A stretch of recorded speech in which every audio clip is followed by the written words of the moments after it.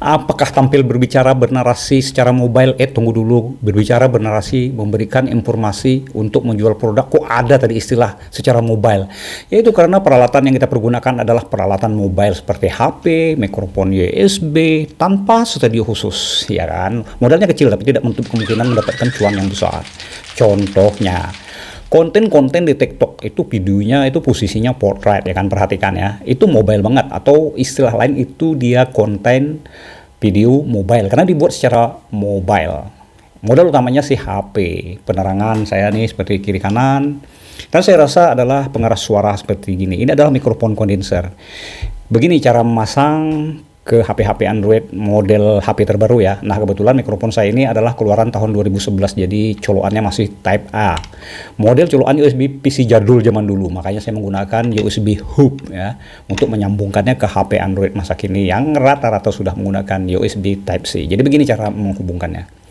Colokan port USB hub ini ke HP terlebih dahulu, dan setelah itu lalu colokkan USB Type A ini ke salah satu lubang colokan hub sejenis Type A juga. Beres, lampu indikator telah menyala di mikrofon Samson Meteor Classic saya ini sebagai tanda ia sudah bisa dipergunakan. Dan beginilah hasil suara, dan kalau saya matikan ya,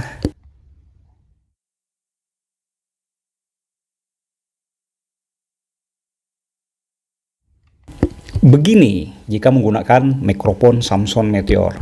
Halo tes 1 2 3 4 5 6. Keuntungan menggunakan mikrofon kondenser USB adalah praktis ya.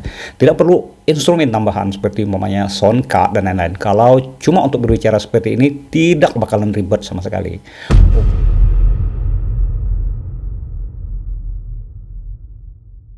Halo teman-teman, sebelumnya saya pernah membahas penggunaan teleprompter buat membantu kita agar lancar ngomong, lancar berbicara, lancar bernarasi, lancar berpidato, dan lain-lain.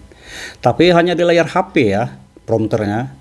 Sayangnya layar HP itu kecil banget. Jadi tulisan yang kita baca di layar pada saat penyampaian topik akan menjadi kecil juga, susah bacanya ya. Dan susah juga kalau dibuat landscape. Karena kameranya jadi nyamping posisinya kan, tidak pas menghadap ke layar. Layar HP kan hanya cocok buat posisi portrait saja, berdiri. Nah, untuk itulah saya menggunakan tablet Samsung Tab S9 FE yang kebetulan kamera depannya letaknya pas di tengah. Ketika diletakkan landscape buat merekam diri saya pada saat berbicara atau bernarasi, simple. Tapi ada satu problem, yakni karena kamera depan tablet tidaklah sebagus kamera depan HP, misalnya kamera iPhone 12 atau kamera depan Samsung A54, apalagi kalau digunakan di ruangan minim cahaya, kualitas video jelek, resolusinya tidak dapat maksimal, akibatnya kurang pencahayaan itu tadi.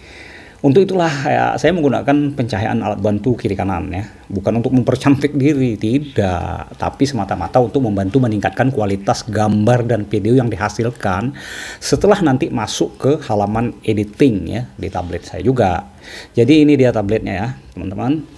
Saya letakkan di dudukan seperti ini, dan saya buka teleprompternya, muncul daftar topik. Karena sudah ada beberapa, tentu saya pilih yang terbaru, yang urutannya paling atas. Setelah dibuka, begini tampilannya.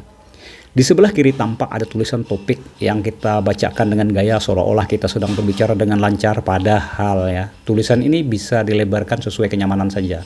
Sedangkan di bawah tulisan ada icon atau tombol plus minus untuk mempercepat dan memperlambat tulisan yang bergulir agar sesuai dengan kecepatan kita ketika membacanya nanti.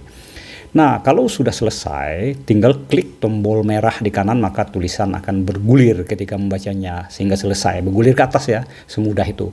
Perhatikan tulisan bergulir ke atas sampai nanti kita selesai membacanya. Jangan ketinggalan ya, topik lengkap daripada konten sedang kita bahas ditulis itu ya. Kita tentu saja bebas berekspresi sesuai isi topik sehingga penampilan kita tampak alami. Sekali lagi, sesederhana itu kawan-kawan, dan melalui cara ini kita dapat membuat topik apa saja, diri kita langsung terlibat di dalamnya. Apakah itu sedang melakukan tutorial, apakah ketika sedang membuat konten video penjualan produk. Saya rasa ini memang sangat bermanfaat, sangat membantu dalam hal-hal seperti ini ya. Tanpa prompter ini, tentu saja saya akan berbicara gagap ya, lupa istilah yang mau diucapkan misalnya, dan tentunya harus melakukan pengulangan, jadi capek kan.